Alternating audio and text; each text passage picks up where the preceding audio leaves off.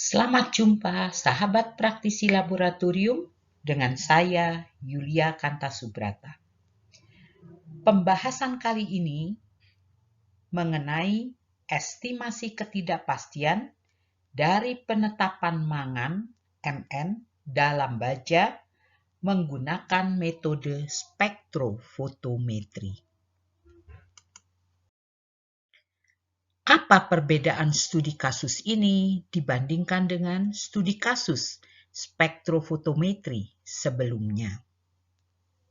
Dalam dua studi kasus dari spektrofotometri yang pernah dibahas sebelumnya, yaitu penetapan kadar fosfat dalam air dan penetapan kadar fluorida dalam air, selalu digunakan kurva kalibrasi yang dibuat dari beberapa larutan seri standar. Dalam studi kasus spektrofotometri kali ini tidak digunakan kurva kalibrasi.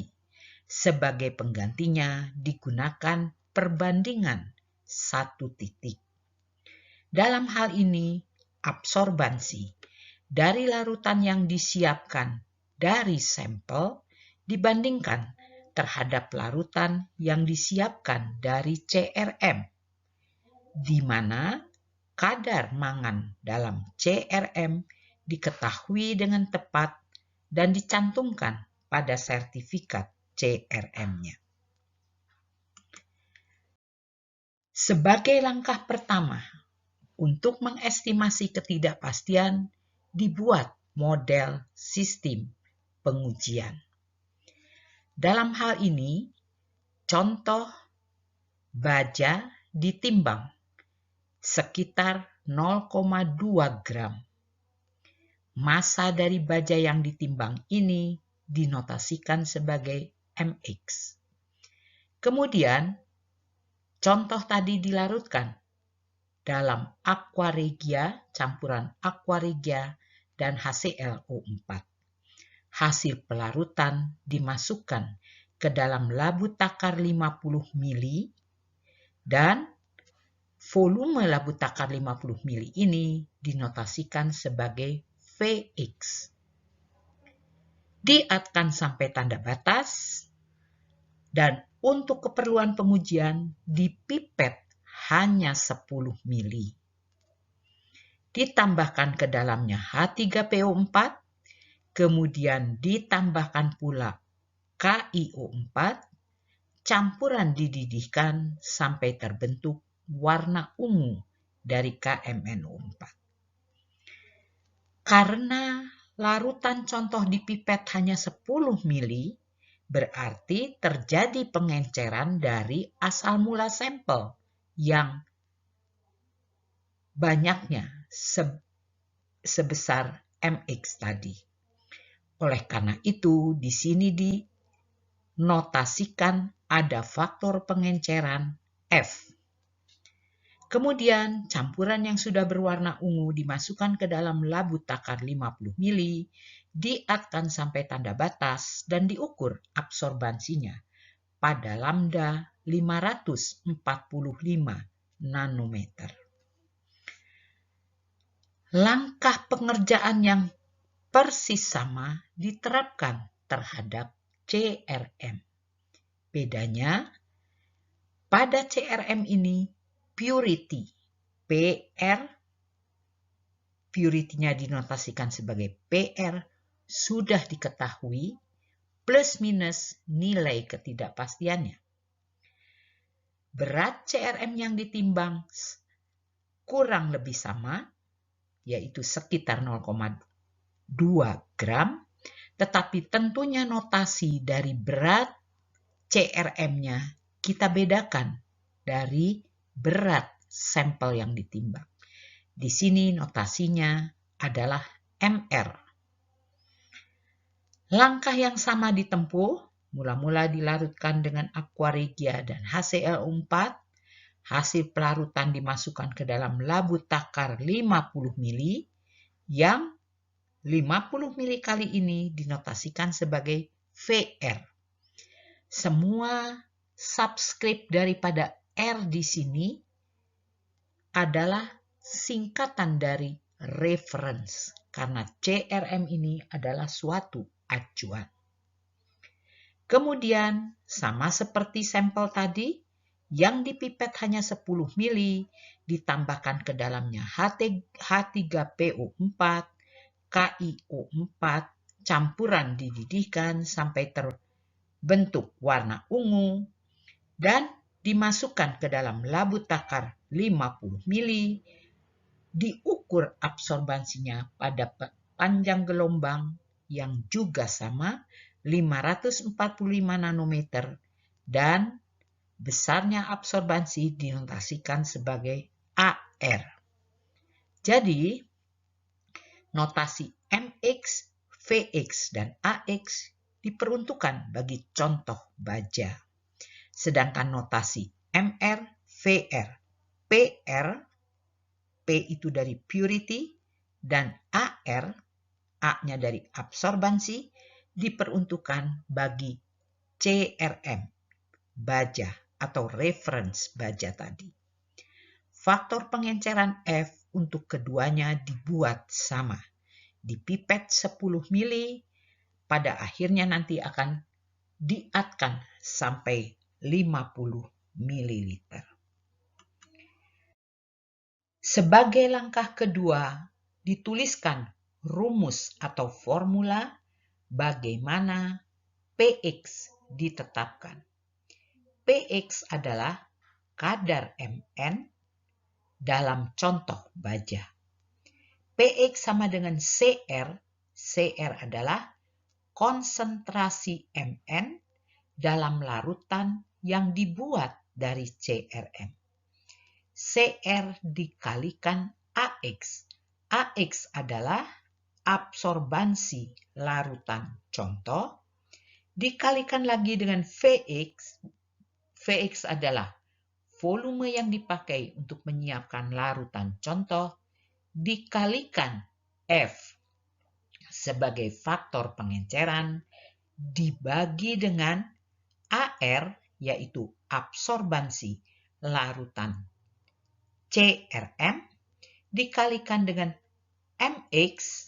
MX adalah berat contoh yang ditimbang untuk keperluan pengujian, dikalikan 10 pangkat 6. Sedangkan CR-nya sendiri bisa dicari lewat rumus CR sama dengan PR. PR adalah kadar Mn dalam CRM yang nilainya diketahui, dikalikan MR, berat CRM yang ditimbang untuk pengujian, dikalikan 10 pangkat 6, dibagi VR, volume yang dipakai untuk menyiapkan larutan CRM, dikalikan faktor pengenceran, dikalikan 100. Dari kedua rumus ini, pertama-tama dapat dihitung berapa besarnya CR. Tadi dikatakan purity dari mangan dalam CRM adalah 0,68%. Purity itu di sini diartikan sebagai banyaknya Mn dalam CRM. Dalam CRM dari baja. Berat CRM yang ditimbang untuk pengujian 0,2004 gram. Volume yang dipakai melarutkan CRM 50 mili. Sedangkan faktor pengenceran yang diterapkan adalah sebanyak 5 kali. Dari sana dapat dihitung berapa konsentrasi larutan CRM untuk keperluan kalibrasi. Dan setelah dihitung, diperoleh hasil CR adalah 5,451 mikrogram per mililiter. Bagaimana perhitungannya langkah demi langkah diberikan di dalam tabel perhitungan dari Excel yang ada di sebelah kiri.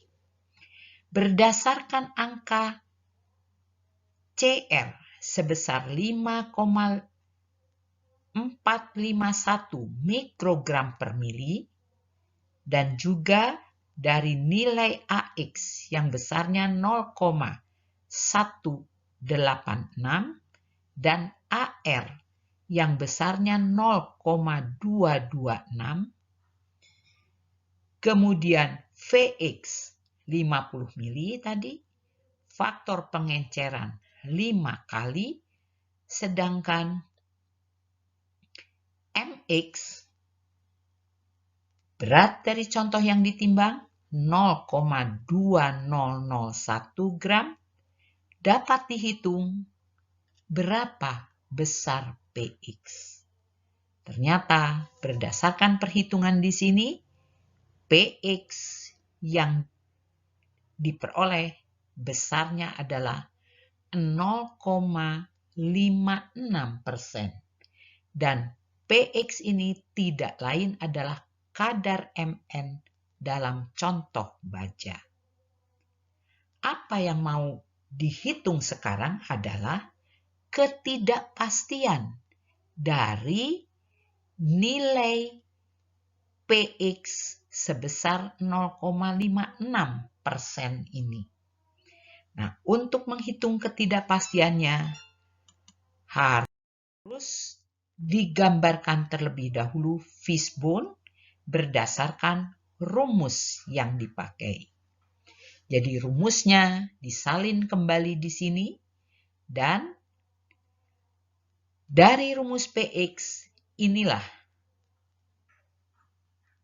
fishbone yang dibuat.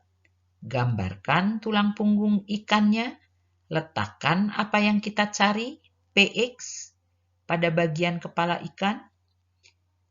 Gambarkan semua yang ada pada rumus sebagai tulang utama.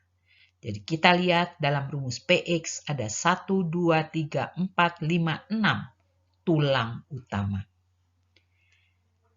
Untuk mengestimasi ketidakpastian PX, harus diestimasi terlebih dahulu ketidakpastian dari setiap tulang utama pada grafik tulang ikan ini. Dan hal ini nanti bisa dilihat pada slide berikutnya.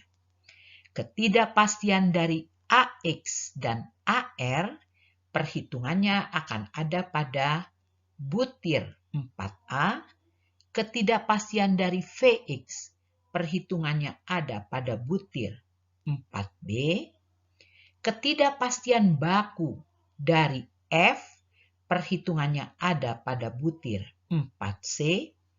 Ketidakpastian baku dari MX perhitungannya akan dipaparkan pada butir 4D, sedangkan ketidakpastian baku CR perhitungannya ada pada butir 4E.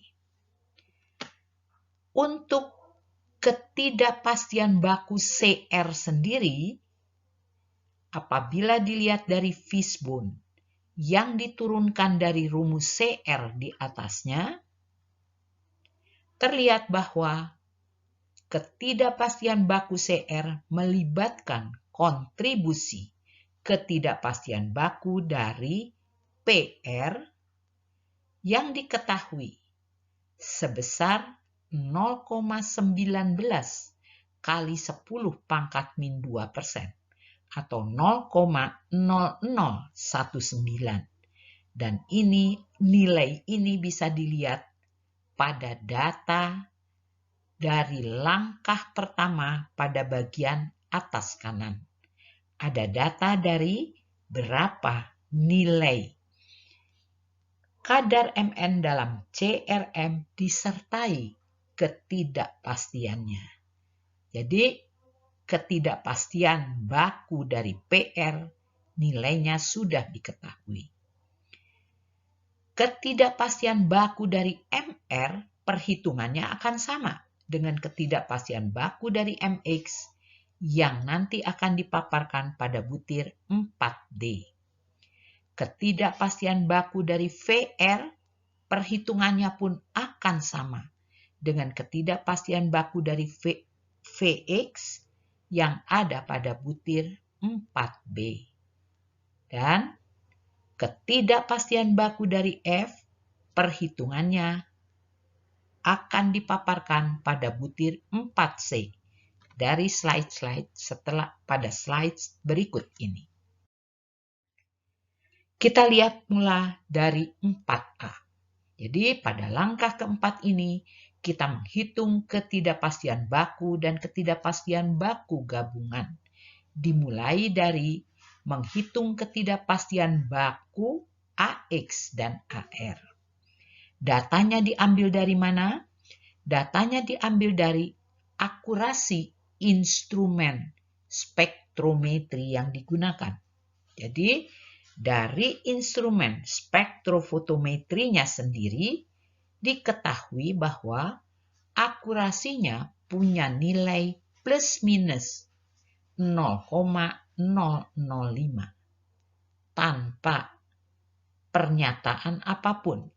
Maka untuk mencari ketidakpastian baku asal akurasi instrumen, nilai ini dibagi dengan akar 3.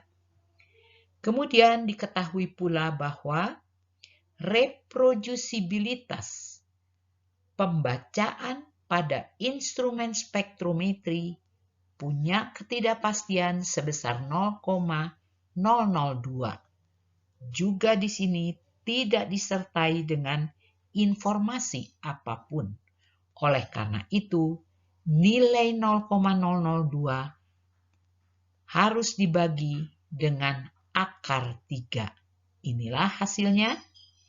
Dan kalau mau dijumlahkan dua kontribusi ketidakpastian untuk menghitung kontribusi ketidakpastian dari instrumen, nilai ketidakpastian bakunya UX dikuadratkan, keduanya dijumlahkan, ditarik akarnya.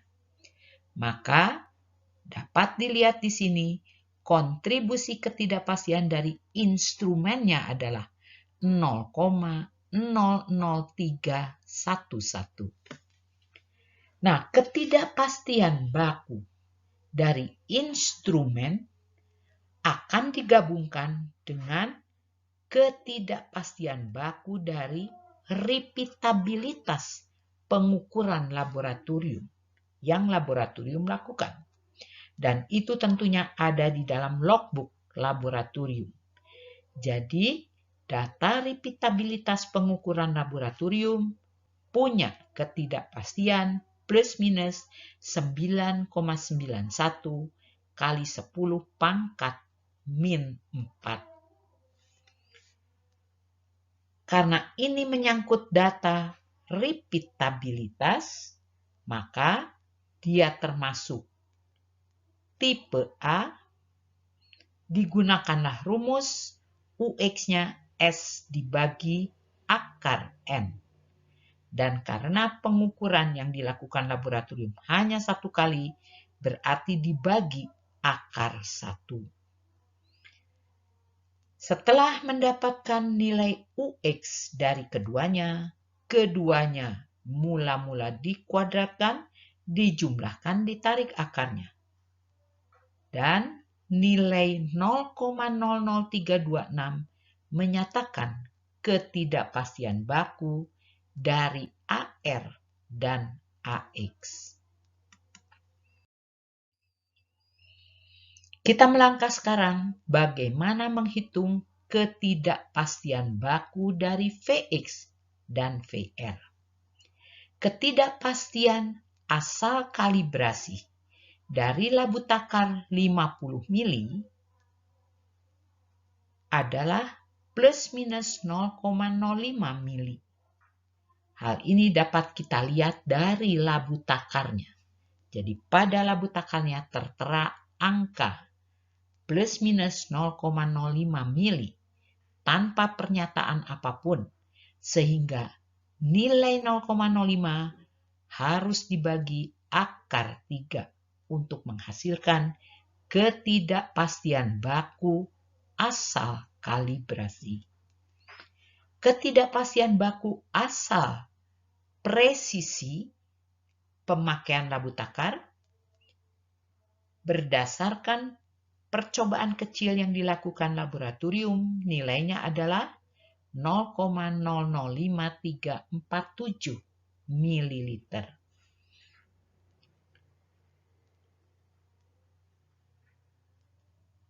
Kemudian, kedua asal ketidakpastian ini akan dijumlahkan.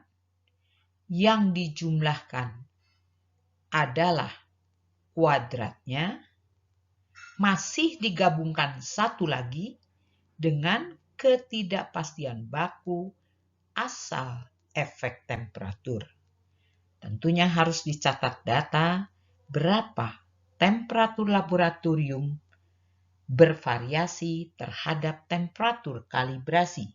Di sini dinyatakan plus minusnya adalah 5 derajat Celcius, koefisien muai air adalah 2,1 kali 10 pangkat min 4 derajat Celcius min 1, sedangkan volume labu takarnya untuk Vx dan Vr, volumenya adalah 50 mili.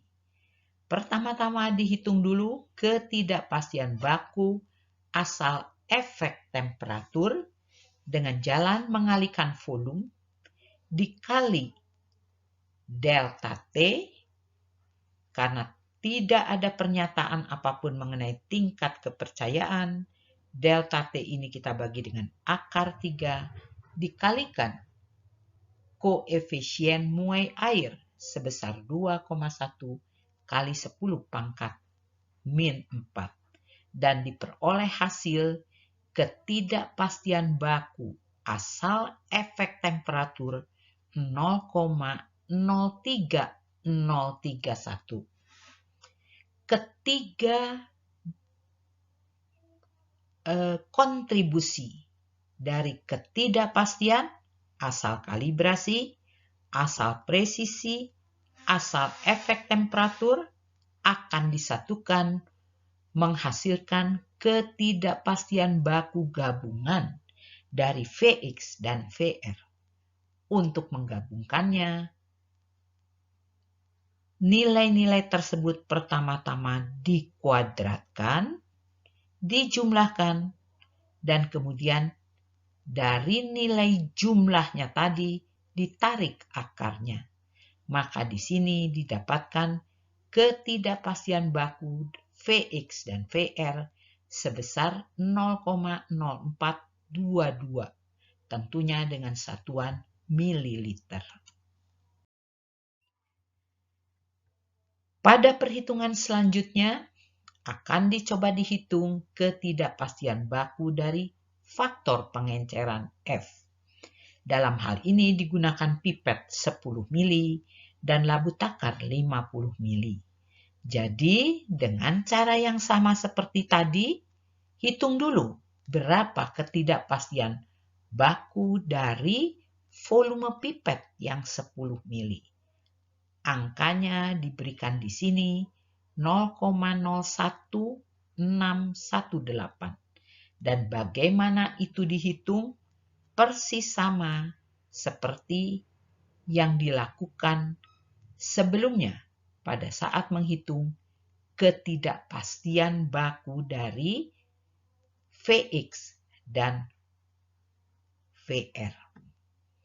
Kemudian kalau yang di atas ini adalah ketidakpastian baku volume pipet yang 10 mili, yang di bawah dengan cara yang sama dapat dihitung ketidakpastian baku dari volume labu takar 50 mili. Keduanya akan dijumlahkan untuk mendapatkan ketidakpastian baku dari faktor pengenceran F. Sekilas dilihat memang satuan dari ketidakpastian baku vol pipet maupun ketidakpastian baku labu takar sama. Satuannya adalah mililiter. Akan tetapi karena faktor pengenceran melibatkan rumus pembagian, maka tidak dapat ditempuh aturan 1 untuk menggabungkannya, tetapi yang harus ditempuh aturan 2. Jadi, UX yang diperoleh masih harus dibagi dengan nilainya untuk mendapatkan ketidakpastian baku relatif. Nilai dari vol pipet 10 mili adalah 10 mili, nilai dari labu takar 50 mili adalah 50 mili. Jadi 0,01618 harus dibagi dengan 10, sedangkan 0,0422 harus dibagi dengan 50. Menjadi UX per X yang tidak bersatuan, karena satuannya sudah dicoret. Dikuadratkan terlebih dahulu keduanya, dijumlahkan, dan ditarik akar dari jumlah. Nilai ini adalah nilai dari UF dibagi F.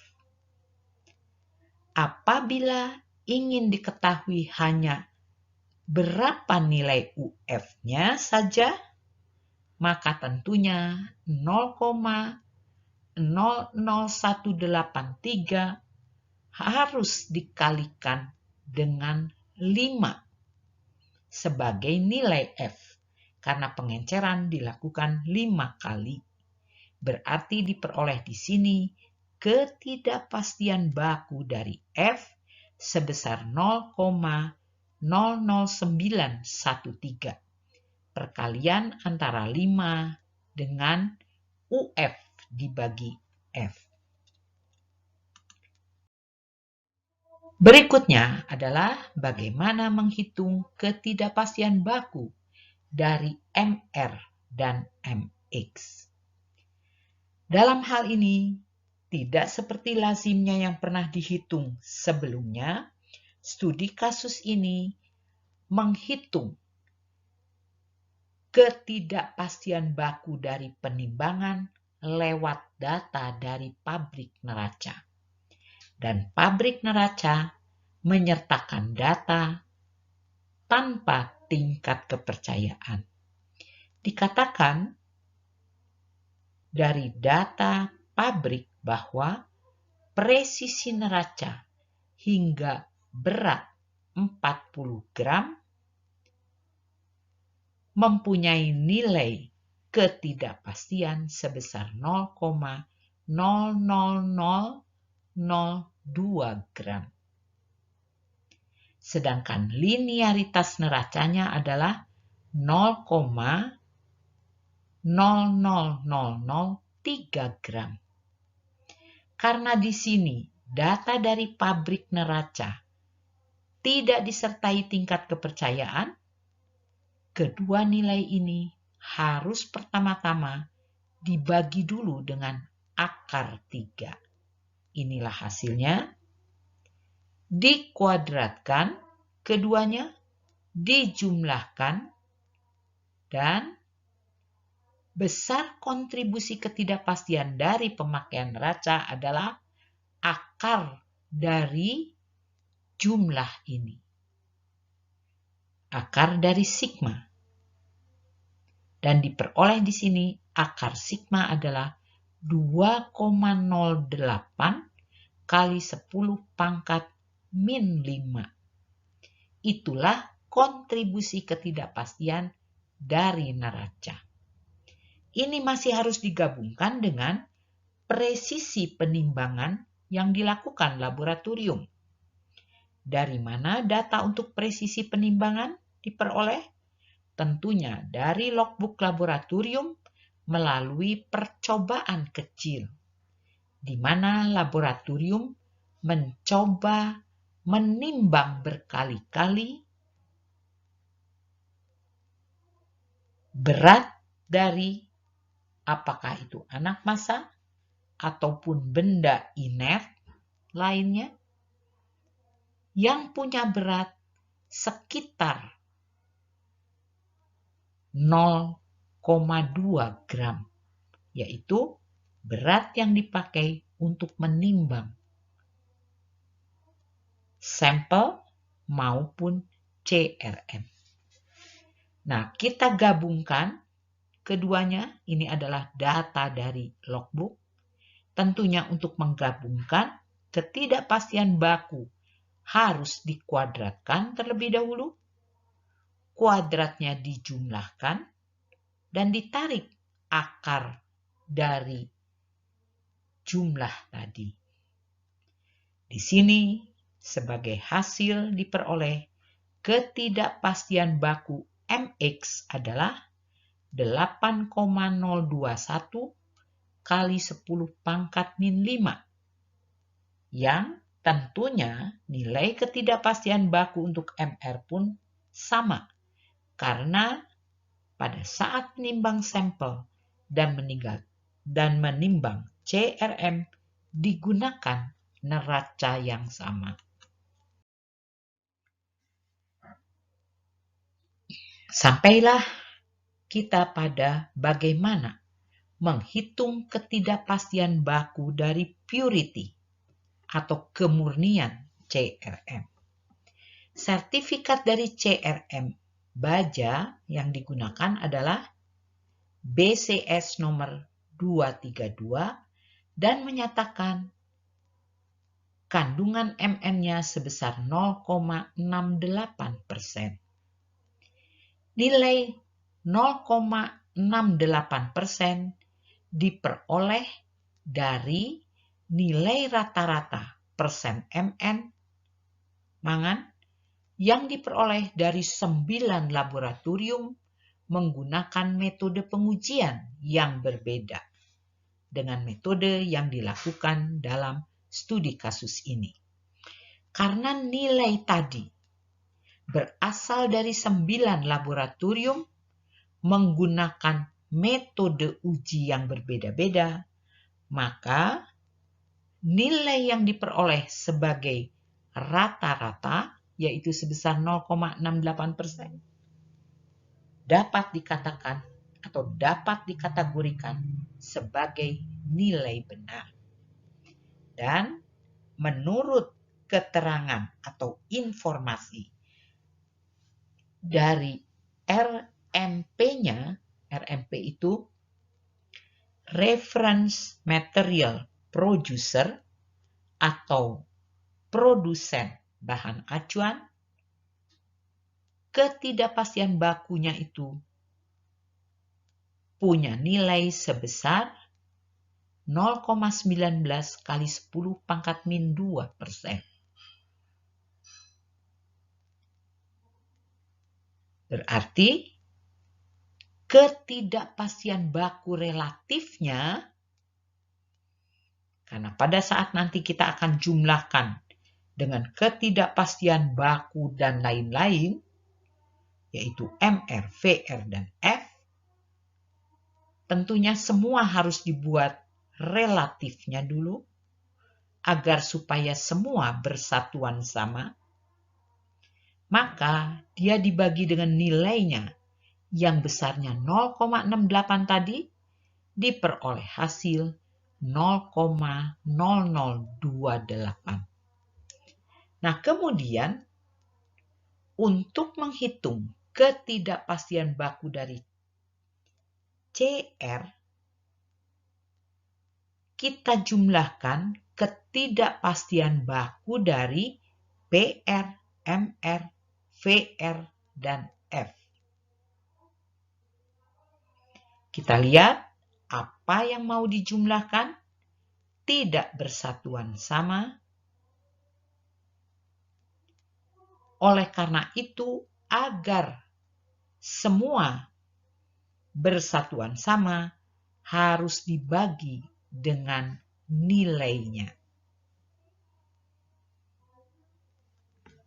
Di sini diperoleh ketidakpastian baku relatifnya yang sudah dibagi dengan nilainya. Masing-masing dikuadratkan, dijumlahkan, ditarik akar dari jumlah, itulah UCR dibagi CR. Jadi kita peroleh di sini nilainya adalah 0,0034.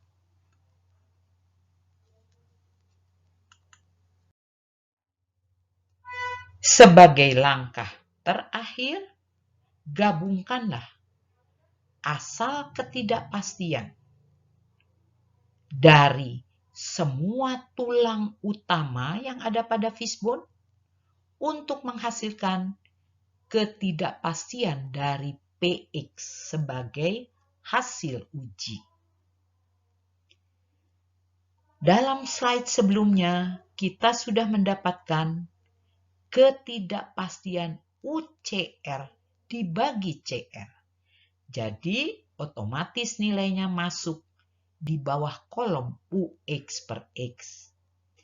Tetapi, nilai AX, AR, dan VX yang kita dapatkan baru UX-nya. Oleh karena itu, harus dibagi dengan nilainya. Sedangkan ketidakpastian baku asal faktor pengenceran, tadi kita peroleh nilainya ada yang dalam UF per F, itu kita dimasukkan langsung ke kolom ke-6 di sini, 0,001825, dan ketidakpastian baku asal MX masih harus dibagi dengan nilainya, karena yang diketahuinya adalah UX, belum dalam bentuk UX per X. Nah, ke-6-nya ini dikuadratkan dulu, dijumlahkan kuadratnya, ditarik akar dari kuadrat. Itulah yang dinotasikan sebagai UPX dibagi PX-nya. Sedangkan PX sendiri dari hasil perhitungan sudah diketahui besarnya 0,56%. Kalau UPX dibagi PX nilainya adalah 0,023, sedangkan PX-nya 0,56%, maka tentunya bisa dihitung UPX sebesar 0,012%. Tapi ini belum dalam bentuk ketidakpastian diperluas. Karena kalau nilai ketidakpastian akan disandingkan dengan hasil uji, dia harus berupa ketidakpastian diperluas. Jadi, nilai 0,0129 masih harus dikalikan 2, menjadi 0,026%. Dan dalam SHU atau LHU dituliskan kadar Mn dalam baja, nilai PX-nya tadi 0,56 plus minus 0,026. Kalau memang hasil ujinya dilaporkan dengan 3 angka di belakang koma. Akan tetapi, kalau hasil ujinya mempunyai nilai berarti hanya 2 angka di belakang koma, tentunya plus minusnya adalah 0,03%. Nyatakanlah pada SHU atau LHU tingkat kepercayaannya 95%, faktor pencakupan K sama dengan 2. Karena tadi untuk menjadikan U kecil PX menjadi U besar PX digunakan faktor pencakupan sama dengan 2. Demikian yang dapat disampaikan dari perhitungan ketidakpastian pada spektrofotometer. Analisis menggunakan studi kasus kadar Mn dalam baja. Terima kasih atas perhatian Semua sahabat praktisi laboratorium, mudah-mudahan apa yang telah disampaikan dapat bermanfaat dalam menunjang pekerjaan praktisi laboratorium sehari-hari. Sampai jumpa di video yang akan datang.